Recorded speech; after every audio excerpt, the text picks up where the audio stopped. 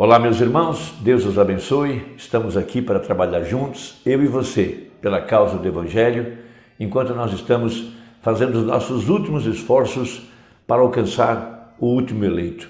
O último eleito é aquele que tem o seu nome no livro da vida do Cordeiro e ele foi predestinado para crer na mensagem da hora. Nós estamos vivendo dias muito importantes e cheios de expectativas para a verdadeira igreja. Estamos enquadrados em Malaquias, capítulo 4, em Romanos, capítulo 8, mas há uma outra escritura muito importante, que é Miqueias, capítulo 7. Miqueias fala do tempo da colheita, do tempo do fim, do tempo do arrebatamento. E todos nós sabemos que Jesus disse, como foi nos dias de Noé, assim também seria nos dias da vinda do Filho do Homem. Nós sabemos que somente Noé e sua família entraram na arca. 8 almas se salvaram naquela ocasião. Mas, antes de Noé entrar na arca, teve um só, o 7º depois de Adão, Enoque, que andou com Deus e Deus o tomou para si. Ele foi arrebatado. E antes dele ser arrebatado, ele construiu a pirâmide que está na divisa do Baixo Egito com o Alto Egito, e ele então não colocou a pedra de coroa.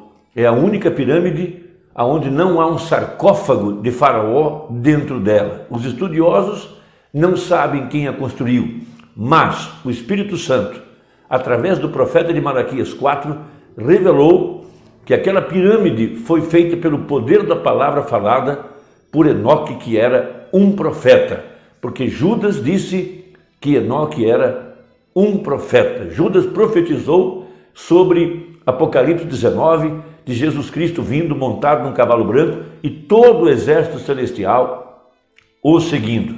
Então ele construiu a pirâmide, exatamente apontando-a para os 7 estrelas, as Pleiades, que Jó também se referiu em seu livro. Então, a Bíblia fala que seriam 2 de uma geração, ou melhor, 2 de uma cidade e 1 de uma geração. Então, 1 de uma geração, Enoque, 2 de uma cidade, Josué e Calebe, para mostrar quão poucos serão os redimidos que estarão vivos para a hora do arrebatamento. Porém, a noiva de todas as eras, ela será inumerável, porém, os que estarão vivos para a hora do arrebatamento serão muito pouco. Então, Miqueias, no capítulo 7, falando desta hora, como um profeta, ele disse, ai de mim, porque estou feito como quando são colhidas as frutas do verão. Então, a colheita é o tempo do fim. Como os rabiscos da vindima, não há cacho de uvas para comer, nem figos temporãos que a minha alma desejou. Então veja, um homem, um eleito, algo muito raro nesse tempo em que nós estamos vivendo. Uma comparação com os dias de Elias, que depois dele invocar o fogo do céu, queimar o sacrifício debaixo de uma visão, veja, matar os profetas, os falsos profetas de Jezabel, ele teve que fugir e se esconder no lugar ermo, e depois ele deitou debaixo de um pé de zimbro, e ele então teve um sentimento depressivo, ele pensou que ele estava só, mas a voz de Deus disse, eu ainda tenho 7.000 que não dobraram os seus joelhos perante Baal. Então Elias representa os crentes desse dia, ao redor do mundo. Veja, serão tão raros, que serão difíceis de serem encontrados, porque eles são humildes, simples, são vasos de barro. Veja, homens e mulheres que escondem dentro desse vaso de barro o grande tesouro que é o Espírito Santo, a vida eterna. Então ele disse, pereceu o benigno da terra e não há entre os homens um que seja reto. todos armam ciladas para sangue, caça cada um a seu irmão com uma rede. As suas mãos fazem diligentemente o mal, o príncipe inquire e o juiz se apressa à recompensa, e o grande fala da corrupção de sua alma, e assim todos eles são perturbadores. Veja, está tudo podre moralmente. A política está podre, a religião está podre, a família se degenerou, o ser humano se degenerou. Veja, tudo está corrompido. Agora veja, o melhor deles é como um espinho, o mais reto é pior do que o espinhal. Agora vem a parte que eu queria salientar, que é a segunda parte do verso 4. Veio o dia dos teus vigias, veio a tua visitação. Então veja, Amós capítulo 3, verso 7. Certamente o Senhor Jeová não fará coisa alguma sem revelar os seus segredos aos seus servos, os profetas. Então Deus envia um mensageiro, dá a ele sinais para que o povo possa ser atraído, e o mensageiro sempre vem quando a era está podre, quando a era está completamente arruinada e em escuridão. É quando Deus envia luz. Por isso são 7 estrelas, 7 lâmpadas, 7 olhos. Então, quando a igreja está toda envolvida em corrupção religiosa, com credos, com dogmas, com mandamentos humanos, interpretações, Deus então envia um profeta, um mensageiro, para tirar o povo para fora do engano religioso e trazer o povo de volta à verdadeira expiação, que é o reconhecimento da palavra para o dia. Por isso Zacarias disse: haverá luz no entardecer. Então, quando Deus envia um profeta, veja, esse profeta ele é vindicado, veja, com sinais, com profecias, e agora no tempo do fim, Malaquias capítulo 4, antes que venha o grande e terrível dia do Senhor, eis que vos envio o profeta Elias. Então Deus traz o pilar de fogo, a coluna de fogo que vindicou Moisés, que vindicou Paulo. Essa mesma coluna de fogo veio vindicar o profeta de Malaquias 4. Veja, e sempre que Deus envia uma mensagem, um profeta, Deus envia 3 sinais junto com esse profeta. Por exemplo, Moisés. Veja, o primeiro sinal que Deus lhe deu foi para dominar a serpente. A serpente representa a enfermidade, doenças e aflições. O segundo sinal foi para dominar a lepra, porque lepra na Bíblia é pecado. Seria quando os segredos dos corações seriam revelados. Mas a terceira etapa, a voz, a palavra, a revelação dos mistérios, para trazer o povo de volta à fé original, de volta à fé na palavra. Porque em Gênesis, os nossos pais, por quebrarem uma palavra, eles caíram da vida eterna, a morte entrou, a enfermidade, toda a desgraça.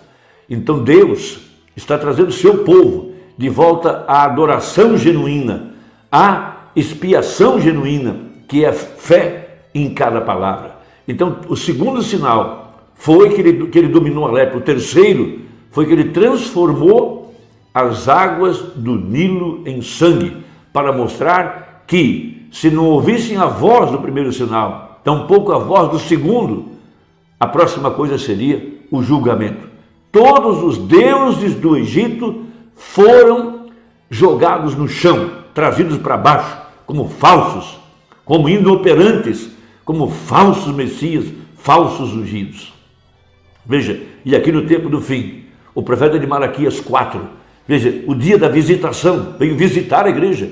Primeiro trouxe o sinal da mão que vibrava, e ele sabia que tipo de doença, doenças e aflições. Veja, a serpente. A próxima coisa, revelando os mistérios do coração, lepra. E o terceiro sinal foi quando ele lançou a pedra para o alto no Quênio Sabino. Veio um estrondo do céu. Veja, 3 dias depois, um grande terremoto que quase afundou o Alasca. E nós estamos agora vivendo a vindicação desse terceiro sinal, que foi o julgamento assolando a terra. Nós temos falado sobre isso em nossas últimas conversas. Então veja, haveria luz no entardecer. Então veja, veio a tua visitação.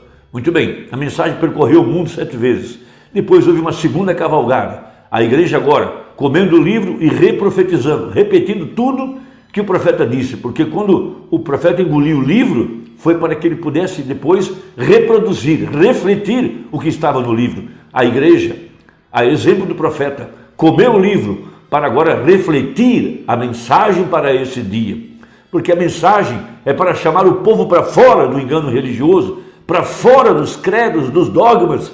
Apocalipse 18, verso 4, sai dela, povo meu.